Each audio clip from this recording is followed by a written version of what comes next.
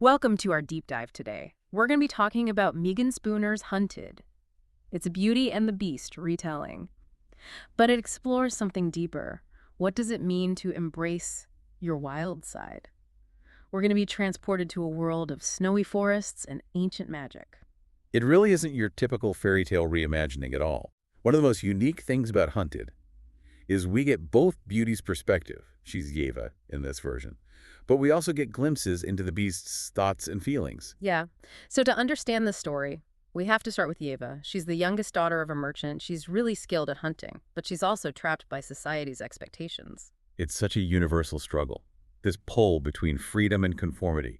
She's expected to marry for her family's stability, not for her own happiness. I think a lot of us can relate to that. Definitely. That constant battle between who you're supposed to be and who you really are. Exactly. And then to make things even harder, her father's business collapses. They have to relocate to this really remote hunting cabin. It's almost like being pushed to the edge of civilization.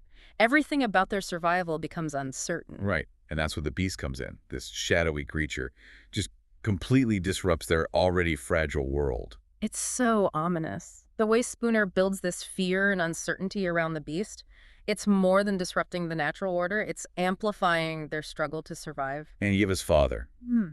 driven by desperation, he becomes obsessed with hunting the beast. I can understand why. He's trying to protect his family, but it has devastating consequences.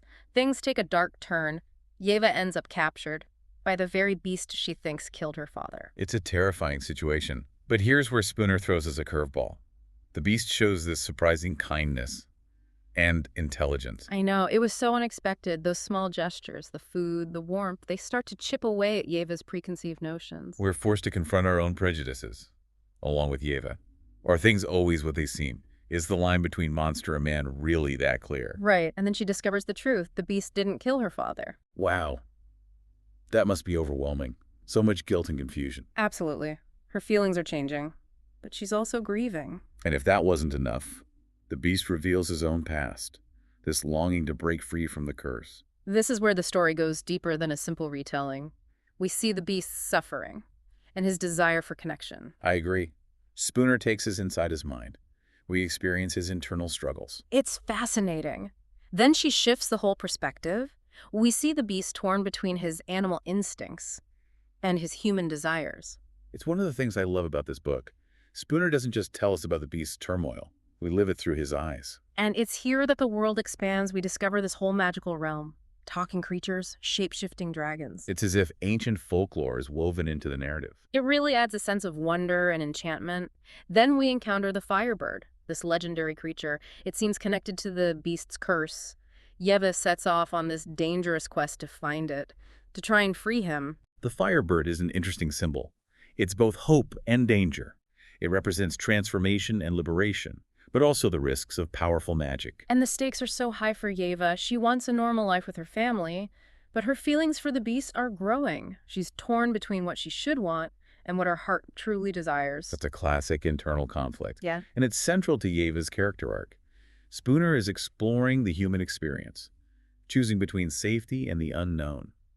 In the end, Yeva decides to return to her family. They're overjoyed, but something feels off. Yeah. It's like she's undergone a transformation. She doesn't fit in the same way anymore. She even tries to convince herself that a simple life is what she truly wants. That struggle between following a prescribed path Yeah. and forging your own way, it's something a lot of people experience, denying your true self to fit in. But deep down, she knows it's not the whole truth. And then she has this vivid nightmare. What happens? She sees the beast consumed by his animalistic nature. Oh, wow. That's powerful. It strips away all pretense. It reveals her deepest fear, losing him to the curse. I see. She's not motivated by duty or guilt anymore. It's love and a need to save him from the darkness within. Because she has to make a choice. And then there's the snowfall. It mirrors the winter in the Beast's Valley. So brutal. It's like a symbol of everything she faced there, all the challenges, and how much she changed. It is. She's choosing to face those challenges again because she knows what's at stake. That's about embracing the wildness, inside and out. Exactly. But when she arrives at the castle, she finds the beast in a terrible state, far worse than she imagined. What's happening?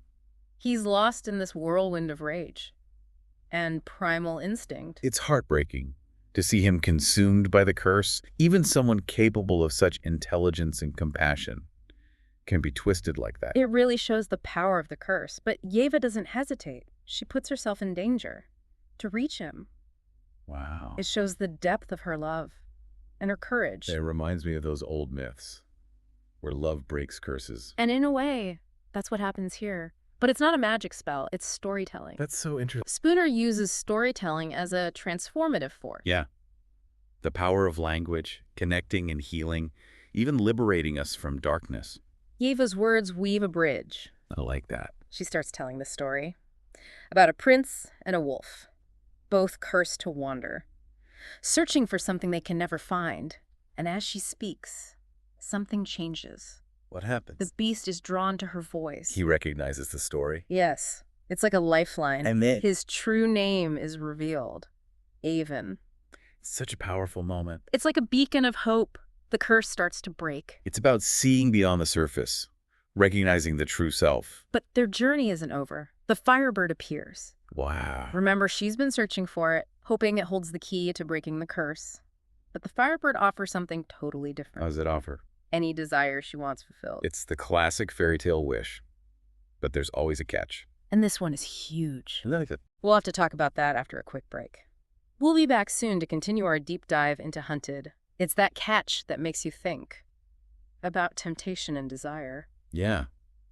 It wants a part of Yeva's soul. That's a steep price. It's like the Firebird's beauty is hiding something dark. Right. Like those myths about sirens, luring sailors to their deaths. Exactly. And those visions and illusions Yava sees, Oh. like the woman in the forest, she turns out to be a shape-shifting dragon. It makes you question everything. What's real and what's not? That final encounter with the Firebird, when it offers to grant Yeva's wishes. It's like, be careful what you wish for. I know. It's a test.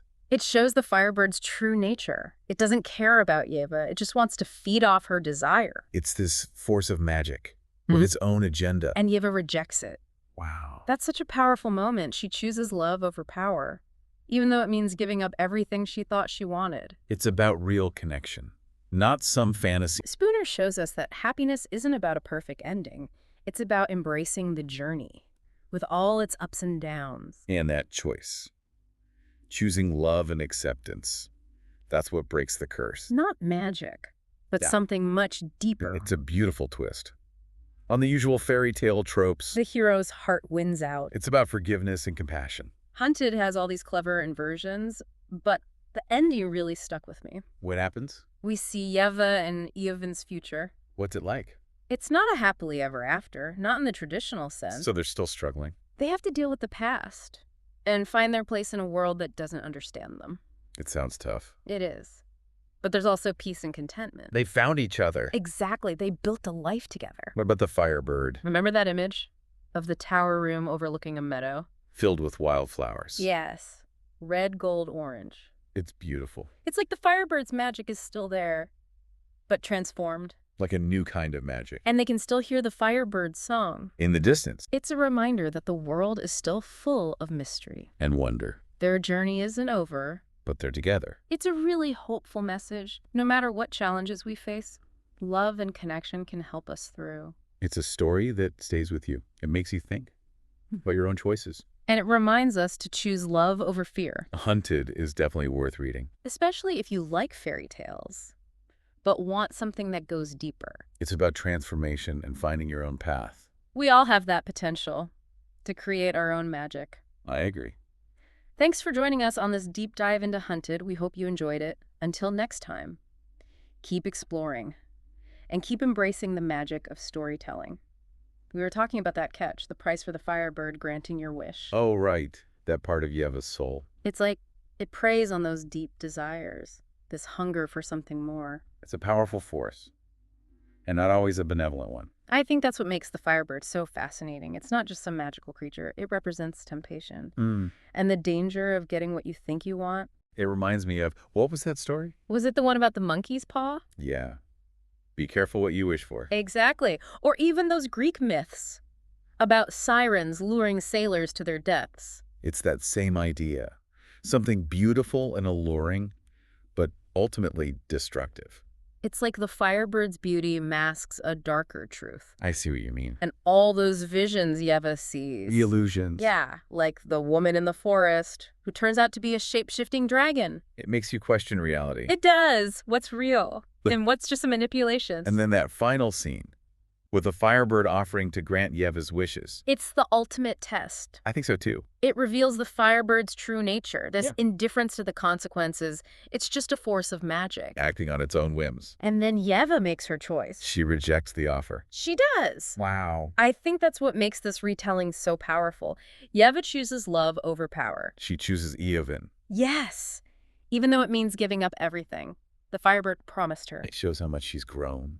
It does. She's moved beyond those superficial desires. She understands that true happiness comes from something deeper. It's about real connection, not just getting what you want. And it's that choice Yeah. that ultimately breaks the curse. Not magic. But love and acceptance. It's such a powerful message. I think Spooner is trying to tell us that happiness isn't about a perfect ending. It's about embracing the journey.